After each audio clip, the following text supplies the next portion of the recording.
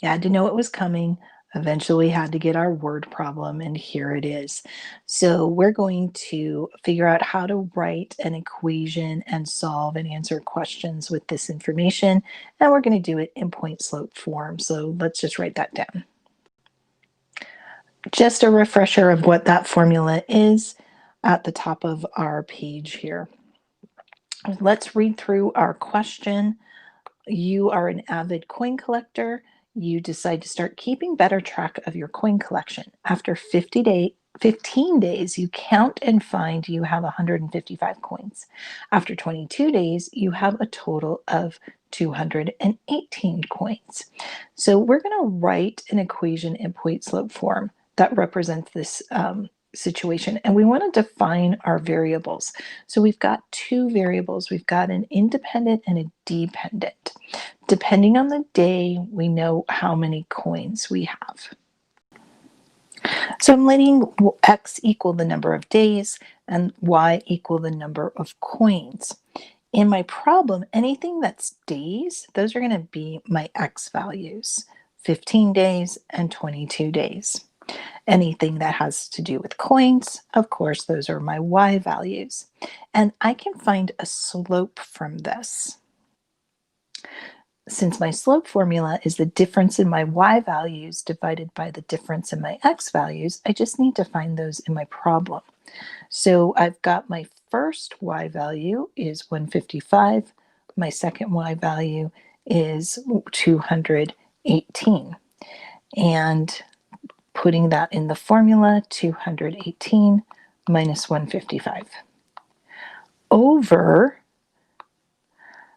the x values. So I can see my first x value is 15 days. My second x value is 22 days.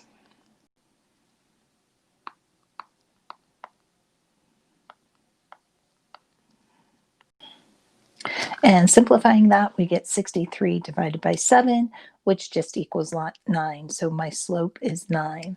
I also do have a y1 and an x1, so I can now put that into my point slope formula.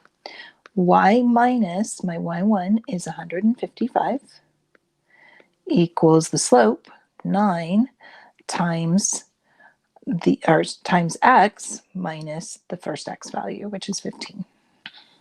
Part B asks us to convert our equation that we just found to slope-intercept form.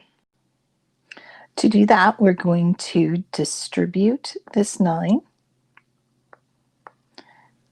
That'll give us y minus 155 equals 9x minus 135. And then simplifying one more time by adding the 155 to both sides, I end up with y equals 9x plus 20. So let's go to part C right here. What does the slope represent? So the slope is also known as a rate of change. So if we think about this, if I write what is in each part up here, so if I think about this 9, remember x was the number of days, and that's in my denominator. This is the number of coins. That means this is coins per day. So what does the slope represent then? I'm collecting 9 coins per day. How many coins did we start with? Now, here's another interesting thing to think about, and I haven't told you this little trick before, but when we talk about our slope-intercept form, y equals mx plus b, a lot of people also, to help them remember, will say that the m tells you how much you move. So you move up 9 each time. And the b is where you begin. So we began with 20 coins. That's how many we started with. That's what your y-intercept tells you. Question E asks you, after how many days will you have 425 coins? So you need to identify which variable that is. and that is our y variable. It's not our x. That's a common mistake. Coins were our y value if we look at our definition. So we actually want to put 425. We're going to replace the y, in our formula here.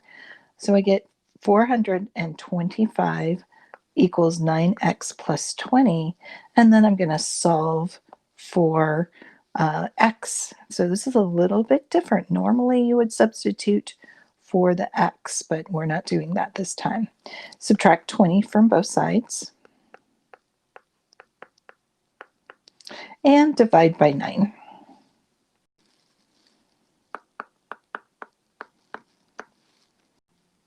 So x equals 45, and we should put our final answer in context.